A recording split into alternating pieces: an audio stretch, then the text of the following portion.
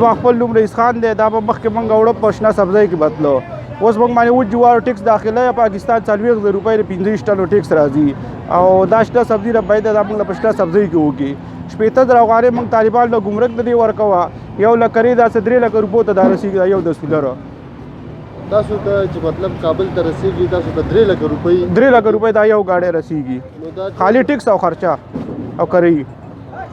نو د دې د افغانستان کې د وږي اوقات کوم میاشتونه دي؟ دا تقریبا د 8 میاشتې نه شروع کېږي 12 میاشتې پورې افغانستان هغه وي. بیا 12 نه د 2 پورې دلته وي او د 15 نه د 9 پورې دلته وي. دې ځینه وي روټین کې تاسو دا وړئ دي؟ دا روټین کې موږ وړو. د دې ریټ باندې ډایرکټلی څونه فرق پرېوتی تاسو؟ ډېر فرق پرېوتی. مخکې بس موږ 200 روپۍ 300 روپۍ خرچه راتله اوس 550 روپۍ راځي په یو بورۍ باندې.